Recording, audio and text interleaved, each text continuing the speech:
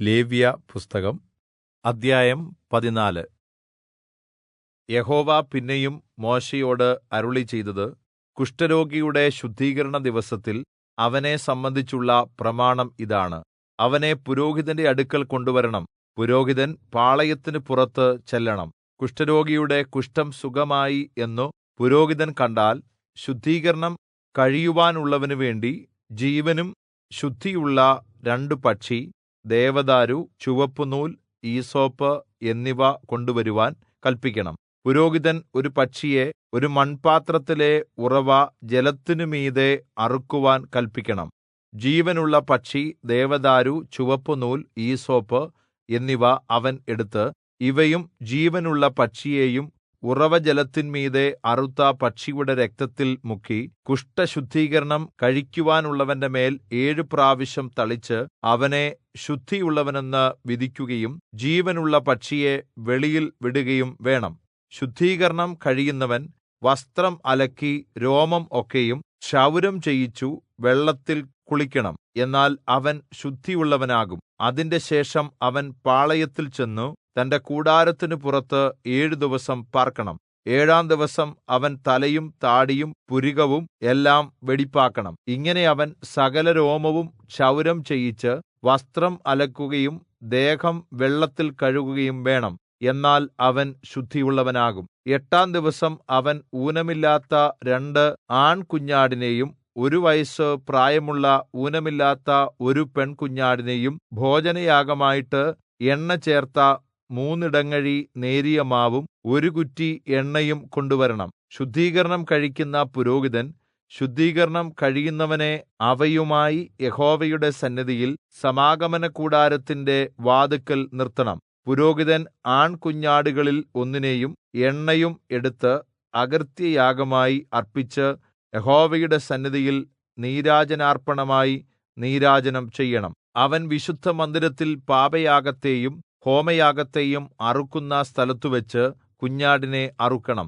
അകൃത്യയാഗം പാപയാഗം പോലെ പുരോഹിതനുള്ളത് ആകുന്നു. അത് അതിവിശുദ്ധം. പുരോഹിതൻ അകൃത്യയാഗത്തിന്റെ രക്തം കുറെ എടുത്തു ശുദ്ധീകരണം കഴിയുന്നവന്റെ വലതുകാതിന്റെ അഗ്രത്തിന്മേലും വലതു കൈയുടെ പെരുവിരലിന്മേലും വലത്തുകാലിന്റെ പെരുവിരലിന്മേലും പുരട്ടണം. പിന്നെ പുരോഹിതൻ ആ എണ്ണ കുറെ തന്റെ ഇടത്തെ ഉള്ളംകൈയിൽ ഒഴിക്കണം. പുരോഹിതൻ ഇടംകൈയിൽ ഉള്ള എണ്ണയിൽ വലങ്കൈയുടെ വിരൽ മുക്കി വിരൽ കൊണ്ട് 7 പ്രാവശ്യം യഹോവയുടെ സന്നിധിയിൽ എണ്ണ തളിക്കണം. ഉള്ളം കൈയിൽ ശേഷിച്ച എണ്ണ കുറെ പുരോഹിതൻ ശുദ്ധീകരണം കഴിയുന്നവന്റെ വലതുകാതിന്റെ അഗ്രത്തിന്മേലും വലതു കൈയുടെ പെരുവിരലിന്മേലും വലതു കാലിന്റെ പെരുവിരലിന്മേലും അകൃത്യയാഗത്തിന്റെ രക്തത്തിന്മീതെ പുരട്ടണം.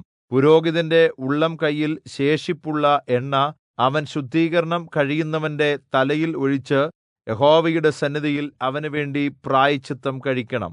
പുരോഹിതൻ പാപയാഗം അർപ്പിച്ച് അശുദ്ധി നീക്കി ശുദ്ധീകരിക്കപ്പെടുന്നവനു വേണ്ടി പ്രായശ്ചിത്തം കഴിച്ച ശേഷം ഹോമയാഗമൃഗത്തെ അറുക്കണം. പുരോഹിതൻ ഹോമയാഗവും ഭോജനയാഗവും യാഗപീഠത്തിന്മേൽ അർപ്പിക്കണം. അങ്ങനെ പുരോഹിതൻ അവനുവേണ്ടി പ്രായശ്ചിത്തം കഴിക്കണം.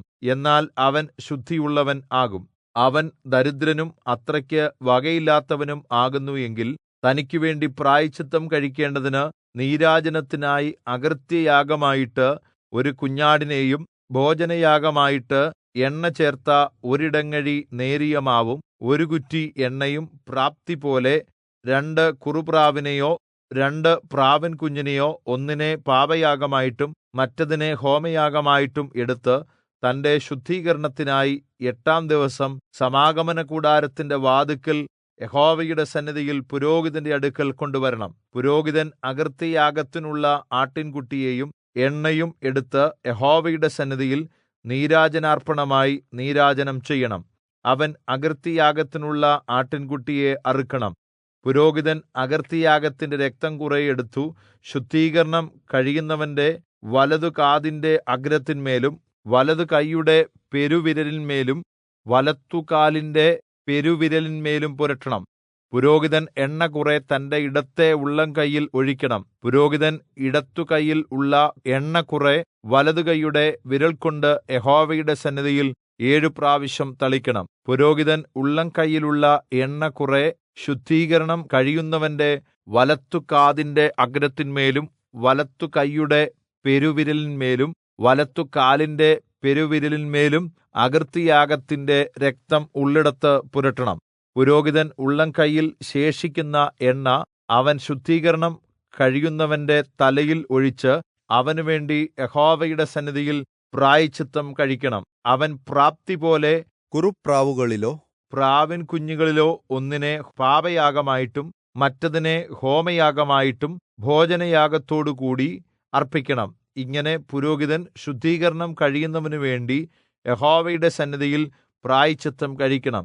ഇത് ശുദ്ധീകരണത്തിനു വേണ്ടി വകയില്ലാത്ത കുഷ്ഠരോഗിക്കുള്ള പ്രമാണം. യഹോവ പിന്നെയും മോശെയോടും അഹരോനോടും അരുളിച്ചെയ്തത് എന്തെന്നാൽ, ഞാൻ നിങ്ങൾക്ക് അവകാശമായി തരുന്ന കനാൻ ദേശത്തു നിങ്ങൾ എത്തിയ ശേഷം ഞാൻ നിങ്ങളുടെ അവകാശദേശത്ത് ഒരു വീട്ടിൽ കുഷ്ഠബാധ വരുത്തുമ്പോൾ വീട്ടുടമസ്ഥൻ വന്നു വീട്ടിൽ കുഷ്ഠലക്ഷണമുള്ളതായി എനിക്ക് തോന്നുന്നു എന്ന് പുരോഹിതനെ അറിയിക്കണം. അപ്പോൾ വീട്ടിലുള്ള സകലവും അശുദ്ധമാകാതിരിക്കുവാൻ പുരോഹിതൻ വടു പരിശോധിക്കേണ്ടതിന് ചെല്ലുന്നതിനു മുമ്പ് വീട് ഒഴിച്ചിടുവാൻ കല്പിക്കണം. പിന്നെ പുരോഹിതൻ വീട് പരിശോധിക്കുവാൻ അകത്ത് ചെല്ലണം. അവൻ വടു പരിശോധിക്കണം. വീടിന്റെ ചുവരിൽ ഇളം പച്ചയും ഇളം ചുവപ്പുമായ കുത്തുകൾ ഉണ്ടായിട്ട് അവ കാഴ്ചയ്ക്ക് ചുവരിനേക്കാൾ കുഴിഞ്ഞതായി കണ്ടാൽ പുരോഹിതൻ വീട് വിട്ടു വാതിക്കൽ വന്ന് വീട് 7 ദിവസത്തേക്ക് അടച്ചിടണം. 7-ാം ദിവസം പുരോഹിതൻ വീണ്ടും ചെന്ന് പരിശോധിക്കണം. വടു വീടിന്റെ ചുവരിൽ പരന്നിട്ടുണ്ടെങ്കിൽ വടുവുള്ള കല്ല് നീക്കി പട്ടണത്തിന് പുറത്ത് ഒരു അശുദ്ധസ്ഥലത്ത് ഇടുവാൻ പുരോഹിതൻ കല്പിക്കണം. പിന്നെ വീടിന്റെ അകം ഒക്കെയും ചുരണ്ടിക്കണം. ചുരണ്ടിയ മണ്ണ് പട്ടണത്തിന് പുറത്ത് ഒരു അശുദ്ധ സ്ഥലത്ത് കളയണം. പിന്നെ വേറെ കല്ലെടുത്ത് ആ കല്ലിന് പകരം വെക്കണം. വേറെ കുമ്മായം വീടിന് തേക്കുകയും വേണം. അങ്ങനെ കല്ല് നീക്കുകയും വീട് ചുരണ്ടുകയും കുമ്മായം തേക്കുകയും ചെയ്ത ശേഷം വടു പിന്നെയും വീട്ടിൽ ഉണ്ടായി വന്നാൽ പുരോഹിതൻ ചെന്നു പരിശോധിക്കണം. വടു വീട്ടിൽ വ്യാപിച്ചാൽ അത് വീട്ടിൽ തിന്നെടുക്കുന്ന കുഷ്ഠം തന്നെ, അത് അശുദ്ധമാകുന്നു. വീടിന്റെ കല്ലും മരവും കുമ്മായവും ഇടിച്ചുപൊളിച്ച് പട്ടണത്തിന് പുറത്ത് ഒരു അശുദ്ധ സ്ഥലത്ത് കൊണ്ടുപോയി കളയണം. വീട് അടച്ചിരുന്ന കാലത്ത് എപ്പോഴെങ്കിലും അതിനകത്ത് കടക്കുന്നവൻ സന്ധ്യവരെ അശുദ്ധിയുള്ളവനായിരിക്കണം. വീട്ടിൽ കിടക്കുന്നവൻ വസ്ത്രം അലക്കണം. ആ വീട്ടിൽ വെച്ച് ഭക്ഷണം കഴിക്കുന്നവനും വസ്ത്രം അലക്കണം. വീടിന് കുമ്മായം തേച്ച ശേഷം പുരോഹിതൻ അകത്തു ചെന്നു പരിശോധിച്ച് വീട്ടിൽ വടു പരന്നിട്ടില്ല എന്നു കണ്ടാൽ വടു മാറിപ്പോയതുകൊണ്ട് പുരോഹിതൻ ആ വീട് ശുദ്ധിയുള്ളതെന്ന് വിധിക്കണം. അപ്പോൾ അവൻ വീട് ശുദ്ധീകരിക്കേണ്ടതിന് 2 പക്ഷി, ദേവദാരു, ചുവപ്പുനൂൽ, ഈസോപ്പ് എന്നിവ എടുത്ത് ഒരു പക്ഷിയെ മൺപാത്രത്തിലുള്ള ഉറവുവെള്ളത്തിന്മീതെ അറുക്കണം. പിന്നെ ദേവദാരു, ഈസോപ്പ്, ചുവപ്പുനൂൽ, ജീവനുള്ള പക്ഷി എന്നിവയെടുത്ത് അറുത്ത പക്ഷിയുടെ രക്തത്തിലും ഉറവുവെള്ളത്തിലും മുക്കി വീടിന്മേൽ 7 പ്രാവശ്യം തളിക്കണം. പക്ഷിയുടെ രക്തം, ഉറവുവെള്ളം, ജീവനുള്ള പക്ഷി, ദേവദാരു, ഈസോപ്പ്, ചുവപ്പുനൂൽ എന്നിവ കൊണ്ട് വീടു ശുദ്ധീകരിക്കണം. ജീവനുള്ള പക്ഷിയെ പട്ടണത്തിന് പുറത്ത് വെളിയിൽ വിടണം. അങ്ങനെ വീടിനു വേണ്ടി പ്രായശ്ചിത്തം കഴിക്കണം. എന്നാൽ അത് ശുദ്ധമാകും. ഇത് സകല കുഷ്ഠത്തിനും വടുവിനും പുറ്റിനും വസ്ത്രത്തിന്റെയും വീടിന്റെയും കുഷ്ഠത്തിനും തിണർപ്പിനും ചുണങ്ങിനും ചിരങ്ങിനും വെളുത്ത പുള്ളിക്കും ഉള്ള പ്രമാണം. എപ്പോൾ അശുദ്ധമെന്നും എപ്പോൾ ശുദ്ധമെന്നും അറിയേണ്ടതിന് ഇത് കുഷ്ഠത്തെക്കുറിച്ചുള്ള പ്രമാണം.